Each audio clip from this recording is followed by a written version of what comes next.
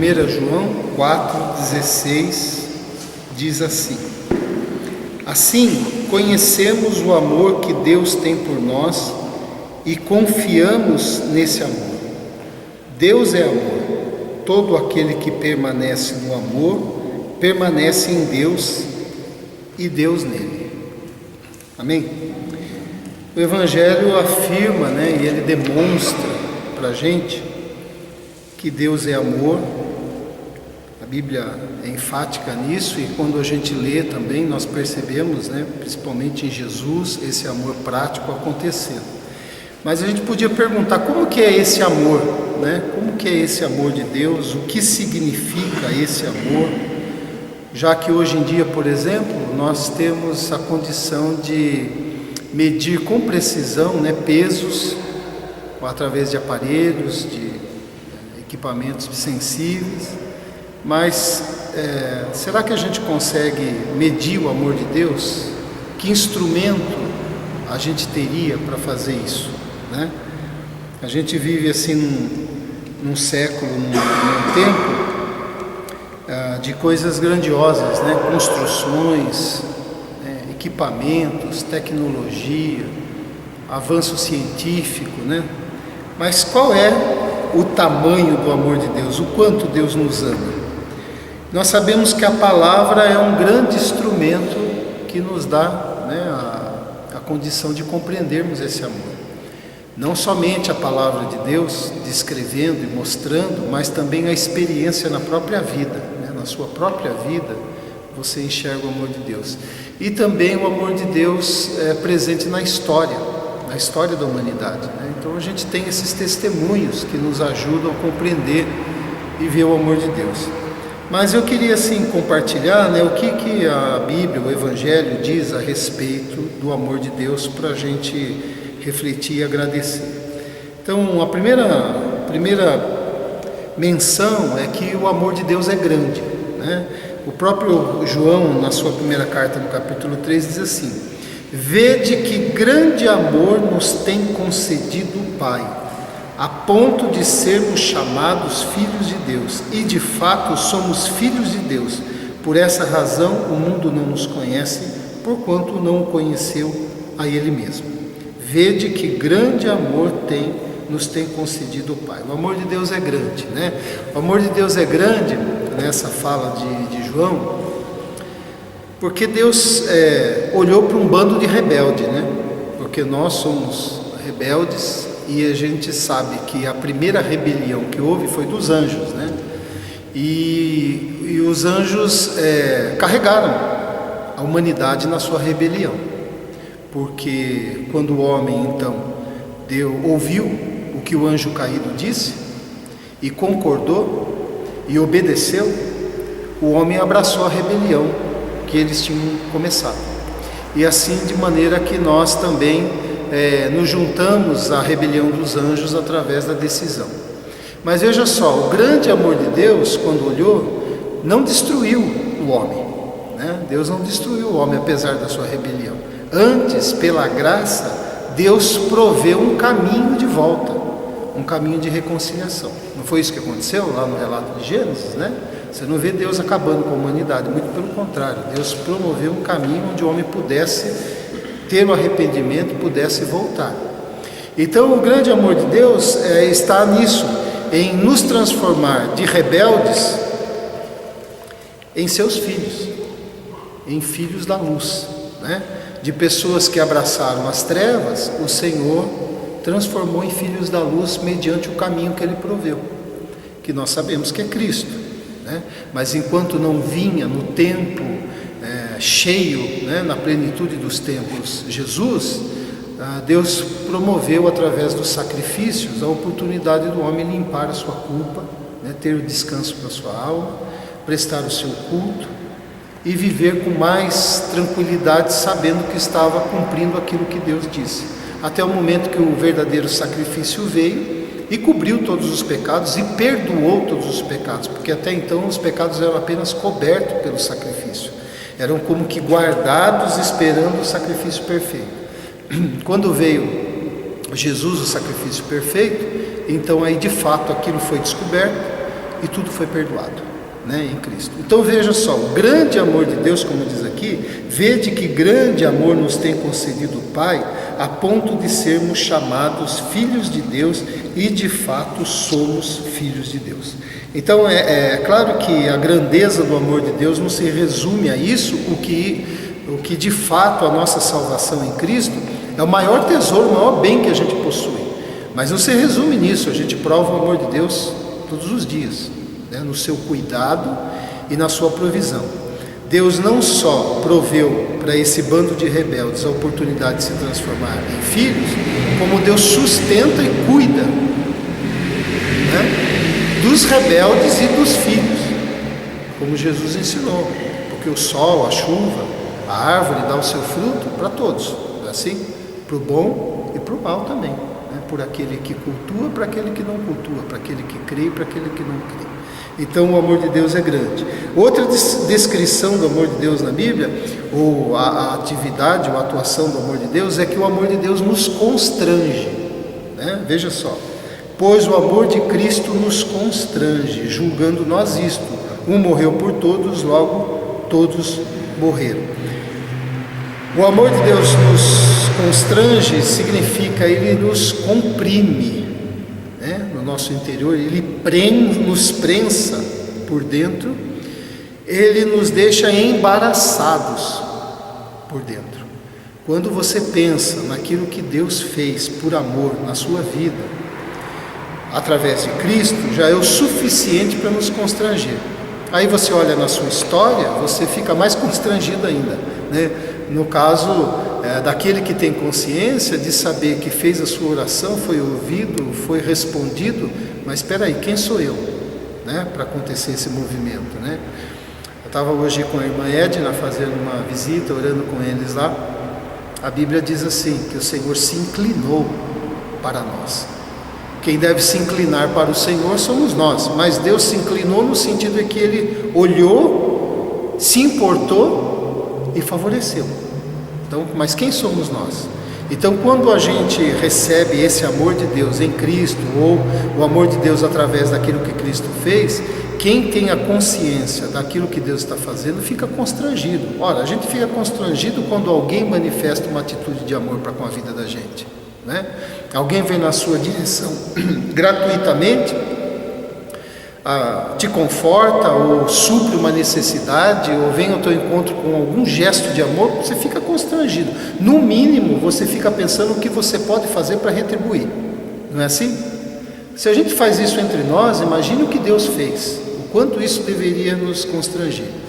E uma vez constrangido assim pelo amor de Deus, qual é a retribuição que a gente poderia dar? Não é o pagamento, porque o preço não dá para a gente pagar o que Deus faz, mas o mínimo da nossa retribuição é a obediência, né? Então a gente obedece por amor, por constrangimento do amor de Deus sobre a nossa vida. E aí é diferente, nós não obedecemos pela lei, nós não obedecemos pelas regras, nós obedecemos pelo constrangimento do amor, ou seja, obedecemos ao Senhor por amor a Ele. É o mínimo que a gente pode fazer, não é isso? É o mínimo que um pai espera quando o pai cuida do seu filho, suprindo, dando amor, aconselhando, cercando dos seus cuidados maternos e paternos. O mínimo que você espera do seu filho, o mínimo, é que ele obedeça, né? Talvez ele nem seja tão carinhoso, talvez ele nem fale, né, seja tão afetivo com você, mas o mínimo é que ele ouça, que ele siga os seus conselhos, que ele, né, se encaminhe pelo bem que você está querendo. É a mesma coisa com Deus, né? Então o amor do Senhor nos constrange. E o amor do Senhor vai além do tempo, né? Porque Deus não nos ama por algum tempo. O amor de Deus permanece apesar da nossa infidelidade, apesar da nossa inconstância, não é isso? O amor de Deus permanece apesar do nosso descaso, porque às vezes a gente age dessa forma, né, com o Senhor. Mas o amor de Deus permanece sobre a gente apesar do nosso melhor imperfeito, porque o nosso melhor para o Senhor é imperfeito. O nosso melhor imperfeito, mas mesmo assim Ele recebe, né? E o amor dele permanece sobre a gente. O amor de Deus nos move pela vida, e quando a gente tem consciência e reflete nesse amor, ele também nos comove. Se você fizer um exercício de reflexão sobre o amor de Deus na sua vida, se você parar na quietude, no silêncio, e realmente começar a olhar a sua história, a sua vida, e ver em todos os momentos em que Deus deixou um marco da presença dele, respondendo a oração, suprindo, tendo misericórdia, dando a oportunidade de um recomeço, perdoando, se você fizer isso com consciência, é impossível a gente não se comover, né? Eu acho que é impossível.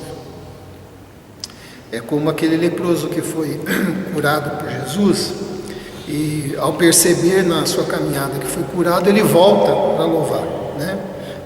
Ele percebe que recebeu a graça de Deus, e o movimento que tem no coração dele é da gratidão. Ele volta, não tem como ele continuar o caminho.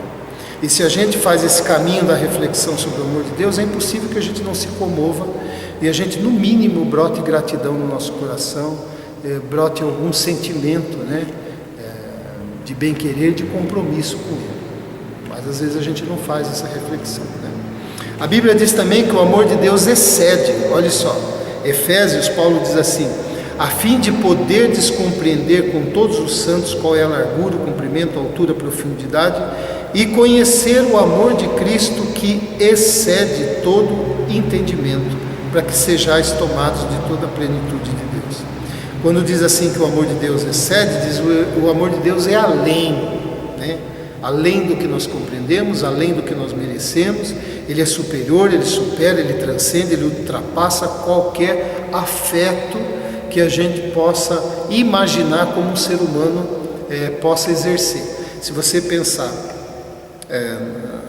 no nosso ambiente humano, a maior expressão de amor que possa ter de um ser humano para o outro, o amor de Deus ultrapassa longe disso daí, né?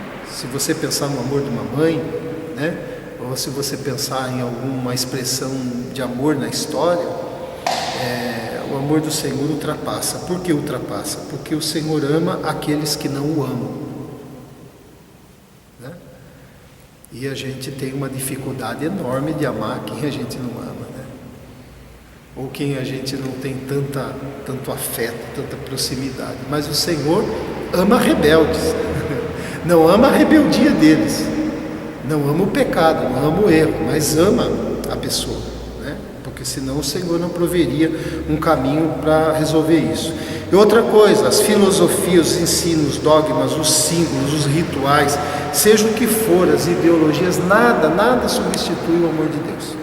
Por isso que no evangelizar, a gente evangeliza falando do amor de Deus, né? A gente não evangeliza falando das práticas religiosas. A gente fala do amor de Deus, né? Do amor de Deus sobre a minha vida, sobre a sua vida, sobre o que Cristo fez. E esse amor excede, olha só, os problemas e aflições, ó, carências, né?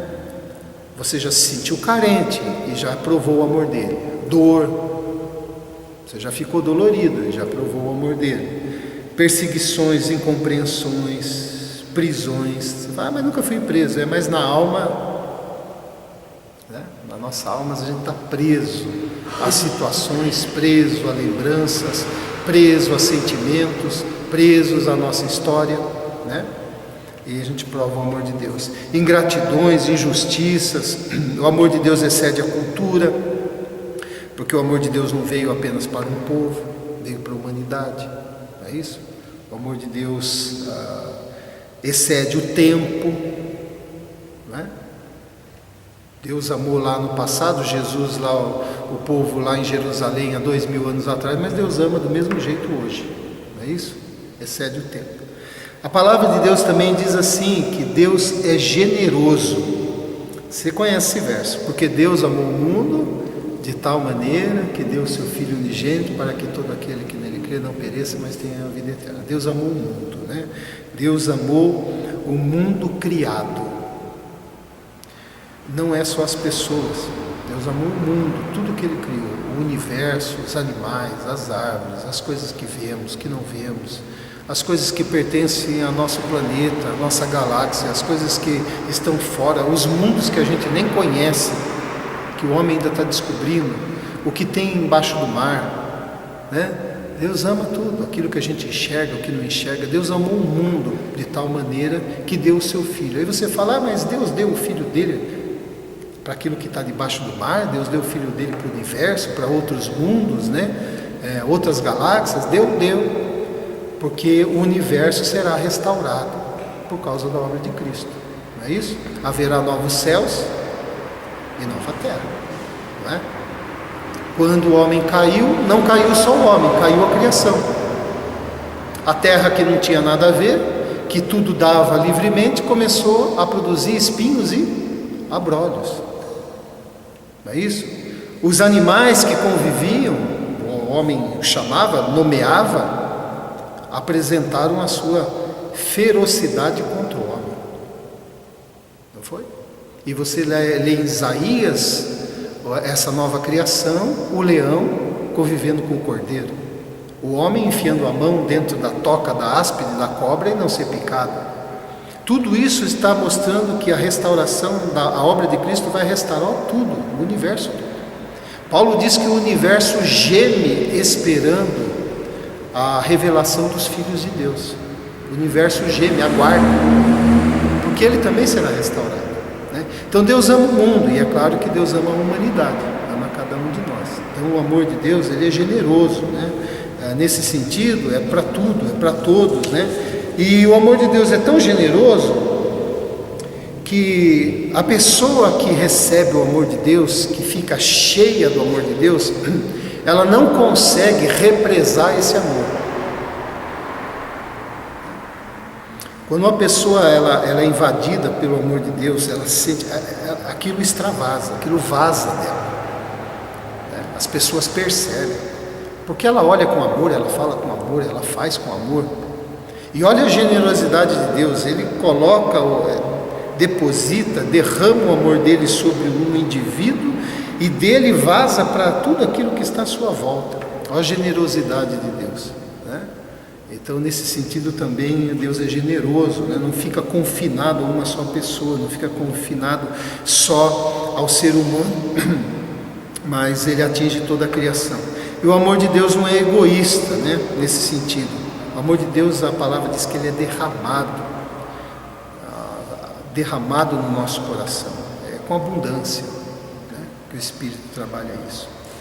A palavra de Deus diz que o verbo se fez carne, a palavra se fez carne por amor.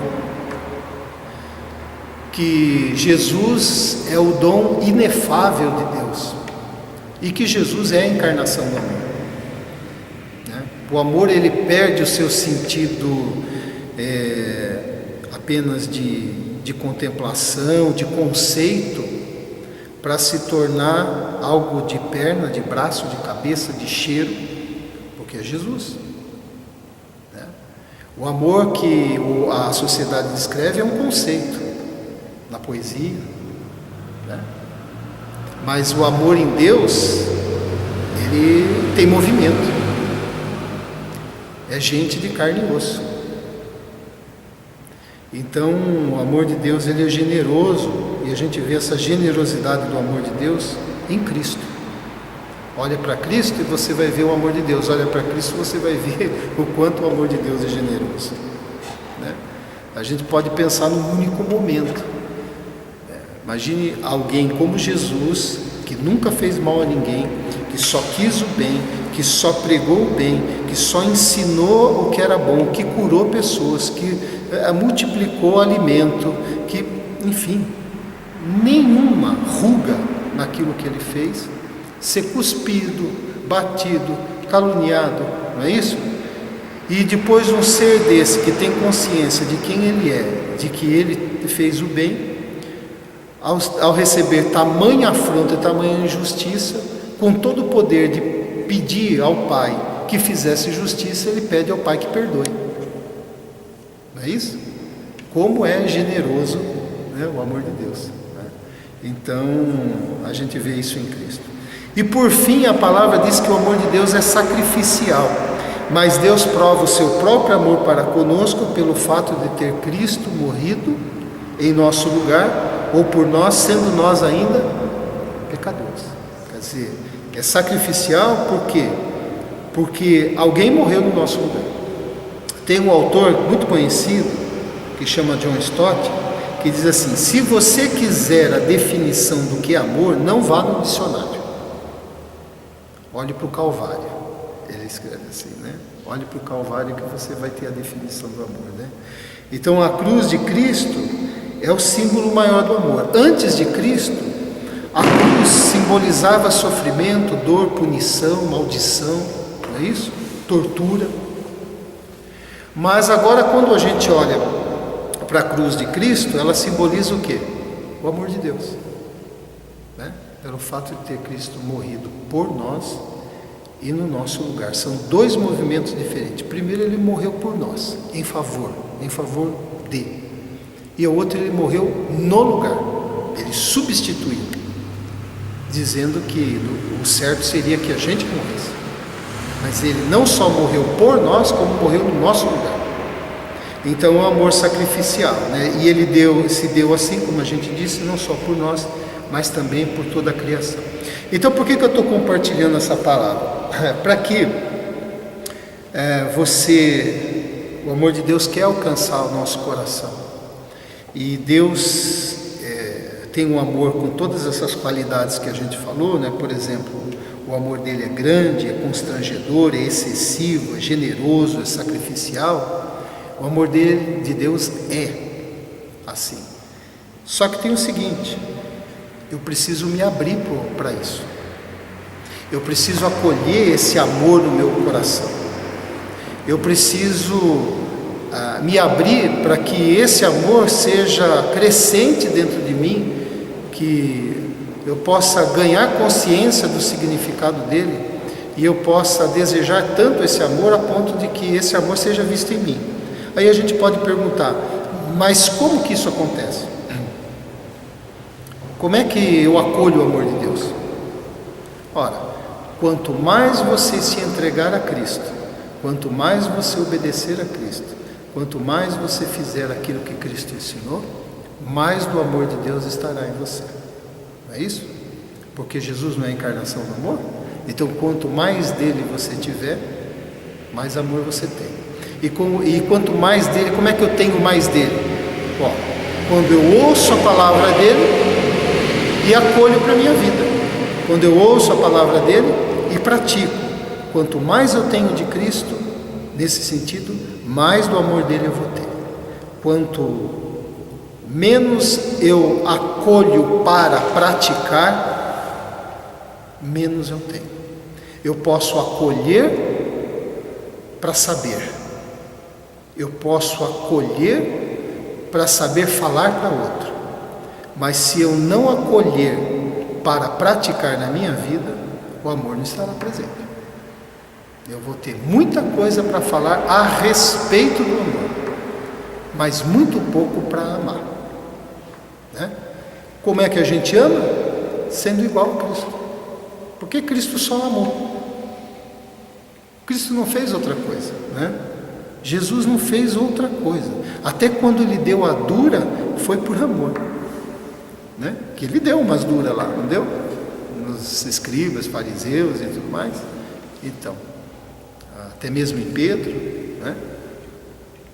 Então, quanto mais eu tenho de Jesus nesse sentido, né? Que é ouvir, acolher, desejar, querer ser igual a ele, querer fazer o que ele ensinou, confrontar a vida, tentar praticar, me esforçar, pedir, orar por isso, fazer todo o movimento de quem está aceitando isso para si, mais amor vai ser depositado no coração.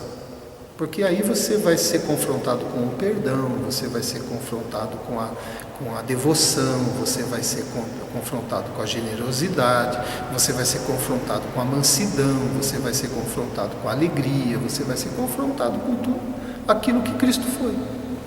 E se você acolhe para a vida, essas coisas vão mudando e mais amor você vai mostrando, né? Então, essa palavra eu queria deixar no sentido de que O amor de Deus é grande, o amor de Deus é constrangedor, o amor de Deus é excessivo, o amor de Deus é generoso, o amor de Deus é sacrificial, e isso deve levar a gente a agradecer a Deus e acolher dentro da gente tudo aquilo que a gente está aprendendo, e assim o amor vai também ser visto na nossa vida. Amor não é conceito, amor não é algo que eu bebo, amor não é um pozinho mágico. Amor é uma entrega que a gente faz ao Senhor, desejando para a própria vida ser igual a Jesus. Amém? Vamos orar? Quero que você dê uma olhada para você, dentro do seu coração, e você, olhando para você, não olhe para ninguém, nem quem está na casa, nem vizinho, nem nada, olhe para você. E a pergunta é: você tem amado? Você tem agido com amor para com as pessoas, para aqueles que te afrontam, para aqueles que não gostam de você? Você tem amado quem necessita? Você tem amado quem é diferente de você? Você tem amado a Deus? Pai querido, eu te louvo, Senhor, pela tua palavra. E fala da grandeza, da maravilha, de tantas coisas a respeito do teu amor, e a gente viu um pouquinho nesse tempo, com o objetivo de que o conhecimento ou a lembrança dessas coisas constranja o nosso amor no Senhor, nos constrangendo, Pai, a agradecer, a reconhecer o teu amor, porque muitas vezes a gente reclama muito. Muitas vezes a gente olha achando que está faltando muita coisa e não enxerga que o amor do Senhor é derramado com abundância sobre a nossa vida. O maior problema da nossa vida está resolvido por Cristo. E além disso, Senhor, o Senhor nos cerca com tantos cuidados, com tanta atenção. Nós queremos reconhecer e agradecer o amor do Senhor sobre nós, em Cristo, e as bênçãos que decorrem daqueles que estão em Cristo, bênçãos no presente e bênçãos no futuro. E também, Senhor Deus, queremos abrir o nosso coração para que Ele deseje, Ele queira, Ele busque ser igual a Jesus, busque conhecer e copiar, conhecer e imitar, conhecer e ser como Jesus foi. E assim a gente sabe que nós vamos ser enchidos pelo teu amor a cada dia.